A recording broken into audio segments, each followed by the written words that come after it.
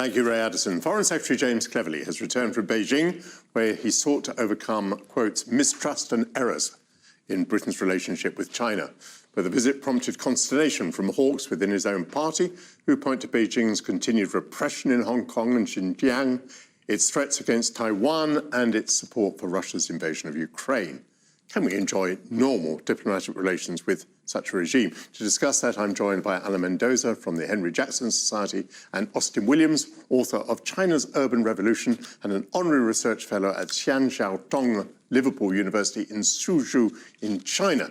And Austin, the institution of which you're a fellow is a joint venture with the Chinese university, which is part of the Chinese government's efforts to develop elite education in this country. So are you able to be objective? I know where you're going with this. Well, I am, because I've since left, even though I am a research fellow there. But there was a certain sense that the institution, I mean, I don't really want to talk on their behalf, really, but in terms of the educational situation, you know, we do have about 160,000 students coming from China to the UK, about 30% of the Chinese population, of the student population.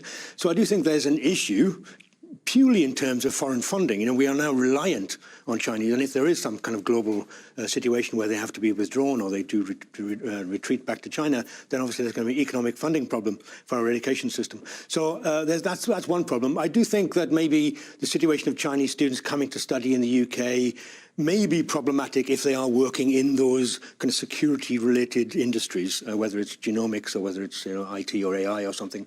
But in general, I mean, you know, Chinese people are like British people, some of the nicest people in the world. So I wouldn't want to kind of condemn them all.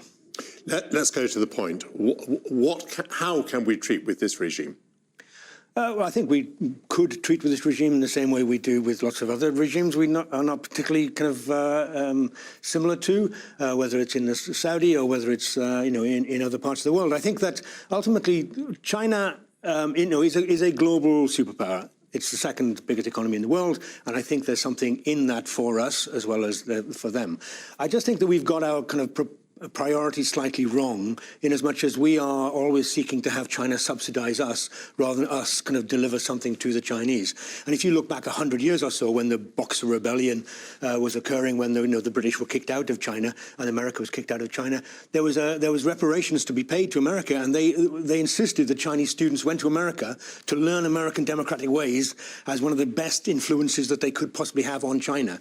We seem to have lost that notion, A, of democratic discussion within the West, but also that we could possibly influence China in any kind of positive democratic way. So we seem to be... Except you've just talked about the hundreds of thousands of Chinese students who are in Britain. Yeah, the idea that, British values mean anything to anybody, I mean, be very hard pushed to explain what that means. I mean, it means a lot to me and possibly to yourself, right? But the idea that that's being promoted rather than, ironically, increased censorship and cancel culture within universities, for which the Chinese state is, I'm sure, delighted to have their students educated in Western ways. So I think that, we've lost a little bit of the narrative, is what I'm trying to say, of democratic engagement, and as purely looking at this as a kind of financial economic opportunity. And I think that's a little bit narrow-minded. All right, let us see what Alan thinks. Alan Mendoza. How should we engage with China? Well, very carefully, I think, is the point. I mean, Austin has already highlighted some of the issues. He says they're like other regimes we treat with which we might not be much in common with. But we're not, for example, worried about the Saudis stealing our technology or taking over our national infrastructure to shut it down in the case of a crisis, or to use it in some great foreign policy gambit they're putting forward. The Chinese are in a different category, and it's right that we've highlighted that they are an epoch-defining threat, and that the Americans regard them as obviously the most grave, kind of danger to the international order, because they are a power that seeks to transform what's going on internationally. And we can understand that from their perspective. They wish to acquire more power. We understand why, because they see the arc of Chinese history that a bit of Austin alluded to, the humiliation by the West of the 19th century and going forward. But that doesn't mean we should acquiesce to it, given that there's a Communist Party in charge, and let's not forget that they may not be doctrinaire communists in terms of economics, but they certainly are in terms of their sort of repression and how they regard human rights. You've already highlighted some of the problems in Hong Kong, Xinjiang, Taiwan. And let's not forget, that the Foreign Secretary went there while some of our own MPs are sanctioned by China for having dared raise, kind of the very values that Austin was suggesting. So I'm not so sure we are going to be able to influence a communist party, and we have to be very careful with how we engage with it. Was James Cleverly stepping out of line amongst the allies? I mean, is there a common position between the Americans, the British, the Australians and Europeans about how we should treat China?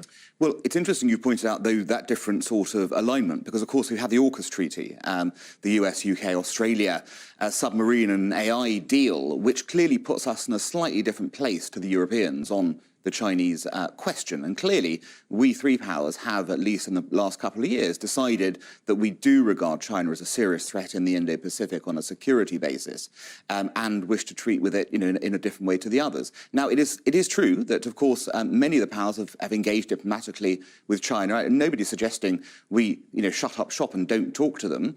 But the reality is we have to go in very clear-eyed. And what you're getting at is quite interesting, the idea of forming a common approach to China on its foreign policy, on its human rights abuses, on its strategic objectives, would be a good idea. Thus far, we haven't managed to do it, however. Which is rather extraordinary. We're talking there about a common approach, but on the other hand, Britain finds itself in a rather special position because of Hong Kong. I mean, is it really possible for us just to say, well, there have been errors and misunderstandings, when what China has done in Hong Kong is to rip up the treaty that we've made with them and to put people who depended on the British for protection, to plunge them into an authoritarian regime where they've lost their human rights and those who speak out will be imprisoned? Well, I don't want to sound like I'm supporting China, but at the same time, Hong Kong was taken from China by the British and had a 100-year treaty, which was then extended. A lot of the democratic ideals and the judiciary and all that which were implemented were brought in at a very late stage once we knew that the end of the treaty was coming, just to embarrass China, who we knew would revoke them. So I don't think we can kind of necessarily blame China particularly. Hong Kong is Chinese. And I think that it's a Hong Kong fight. We can support, and I think we should support, Hong Kong's democratic rights to kind of maintain what they have achieved rather than watch it disappear. But I do think it's a much more complicated issue than just, saying that it was our colony and therefore we have a duty. No, you speak well to give us the historical context. Nonetheless, a treaty was made between ourselves and the Chinese, and that has been abrogated. And nonetheless, the people of Hong Kong did depend upon Britain. And for James Cleverly to pop up in Beijing as though that didn't matter. Sorry, mate, that's not really. He's not saying it doesn't matter. But you know what I mean. We don't want to give signals that what they've done is okay. No, that's very true. And I think, we can make all kinds of diplomatic manoeuvres to make that plain to people, in the same way as we'd like to suggest that, were Taiwan to be invaded, that, we would be there to support them. I doubt that also very much, to be perfectly honest with you, given the state of geopolitics at the moment. But I think that, we have to look at this more in around, that, as we were talking earlier, in terms of group identities. There's the G30 coming up next week. We've had the G7. And then while all that is going on, which is this kind of Western conversation a la the last 100 years, we then have the BRICS conversation, which is this new kind of bipolar, multipolar world being created by China, which I think we really have to kind of recognize that is a real tension, economic and political tension, led by China. And that's what I'm trying to say. The values that China is introducing of bringing in a kind of an anti-democratic, authoritarian agenda, which is able to trample over kind of people's rights, or even not even recognize that they exist, is something which I would have thought that the democratic tradition of Britain would be one thing we could really assert some authority over. Alan, Hong Kong has gone, and therefore Taiwan might be regarded as the next frontier. We were talking earlier about having a common position. A common position is urgently needed over Taiwan, is it not? It is. I want to just come back quickly on one thing Austin may have missed out on the Hong Kong issue. The reality is, as you pointed out, the Chinese abrogated a treaty. And what that means, of course, is that they are a party that signs things and then tears them up and then refuses to abide by international law. And the problem is, of course, Hong Kong in itself, but also what Hong Kong means for China's future behaviour internationally, which is very damaging. And then you're right to come to Taiwan, of course. This is the likeliest sort of place where a war might break out in the region in the coming years, simply because China's made it quite clear it regards Taiwan, a democratic nation that's ploughed its own furrow for the last X number of years, doing its own thing, developing institutions and working out the freedom as the best path. It says you're going to come under our rule, much like Hong Kong has done. Now, that's not something that we should be able to accept. The very British democratic values values that have been pointed out would suggest that we and others like us should indeed stand together to make it clear to China that any attempt to invade Taiwan would be met by an even fiercer response than that which we've seen that Russia faced in Ukraine. And had of course, we shown Mr. Putin that we meant what we said at the start in terms of defending Ukraine and properly fortified Ukraine before he had the temerity to attack it, we might have seen a very different outcome there. So it seems that we must indeed get to that position very quickly and have a united approach to say, hands off Taiwan. Austin, are you going to tell us that Taiwan used to be Chinese and therefore and therefore we shouldn't worry too much? Obviously the Chinese state would tell you that it still is, but I wouldn't do that. No, but I do think that the Western response in Ukraine has not actually been as magnificent as maybe we'd like to pretend that it is. But what has been interesting is that obviously when Putin and Xi Jinping got together in February 2022, was it, and had that conversation, almost did a deal. You've invaded Ukraine and we'll say no more about it.